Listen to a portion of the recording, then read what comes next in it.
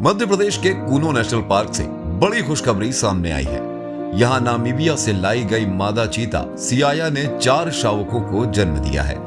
Park के अधिकारियों के मुताबिक चारों नन्हे मेहमान पूरी तरह से स्वस्थ हैं। मादा चीता की देखरेख के लिए एक टीम 24 घंटे नजर बनाए रखेगी। केंद्रीय वन मंत्री भूपेंद्र सिंह ने अपने ट्विटर हैंडल पर ट्वीट करके इस खुशखबरी को साझा किया। दरअसल प्रधानमंत्री नरेंद्र मोदी ने अपने 72वें जन्मदिवस के मौके पर मध्य प्रदेश के श्योपुर जिले में स्थित कूनो नेशनल पार्क में नामीबिया से लाए गए 8 चीतों को छोड़ा था, जिनमें 5 नर और 3 मादा चीता शामिल थी। हाल ही में एक मादा चीता शाशा की इन्फेक्शन के चलते मौत हो गई थी, जबकि अन्य नर व मादा चीता पूरी तरह से स्वस्थ थे। कुछ दिनों पहले मादा चीता सियासा प्रेग्नेंट हुई। पार्क के डॉक्टर्स उस पर लगातार नजर बनाए हुए थे। बीते बुधवार को मादा चीता ने 4 शावकों को जन्म दिया। शावक पूरी तरह से स्वस्थ हैं। चीता संरक्षण परियोजना में शामिल अधिकारियों ने नए मेहमानों के आगमन पर प्रसन्नता व्यक्त की है और कहा है कि शावकों का जन्म एक सकारात्मक संकेत है। कूनो नेशनल पार्क में चीते अपने नए वातावरण में अच्छी तरह से ढल रहे हैं। पार्क को भारत की वन्य जीव आबादी में चीतों के पुनः प्रवेश के लिए एक उपयुक्त आवास के रूप में तैयार किया जा रहा है। यहाँ के अधिकारियों का कहना है कि ये शुरुआत है। कुछ साल के बाद भारत चीतों का हब बनेगा।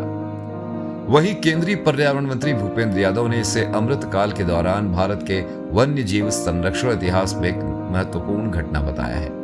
ट्वीट करके लिखा है कि मुझे ये बताते हुए खुशी हो रही है कि प्रधानमंत्री मोदी के दूरदर्शी नेतृत्व में 17 सितंबर 2022 को भारत लाए गए एक चीते के 4 शावकों का जन्म हुआ है। मंत्री ने प्रोजेक्ट चीता की पूरी टीम को चीतों को भारत वापस लाने के उनके अथक प्रयासों और अतीत में किए गए एक पारिस्थितिक गलतियों को सुधारने के लिए उनके प्रयासों की बधाई दी है। आपको बता दें कि भारत में आखिरी चीता वर्तमान छत्तीसगढ़ के कोरिया जिले में सन 1947 में मारा गया था। आपको यह भी बता दें कि चीतों को मारने के पीछे भी एक वजह थी।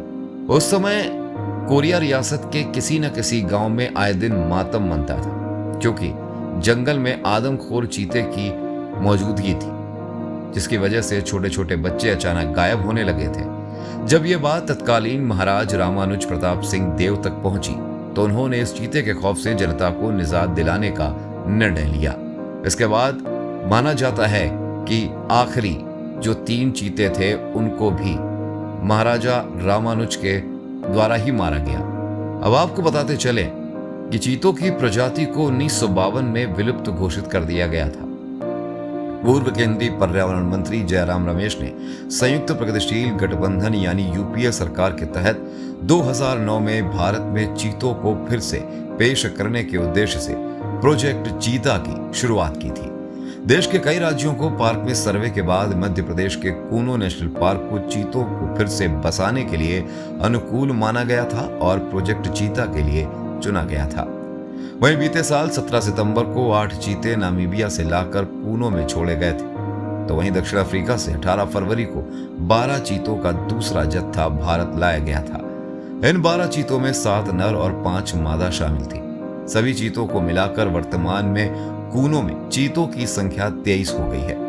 अब कूनो पार्क में चीतों के कुनबे को बढ़ाने के लिए प्रयास किए जा रहे हैं। चीते पूरी तरह से स्वस्थ हैं और उनके खाने पीने का ख्याल रखा जा रहा है।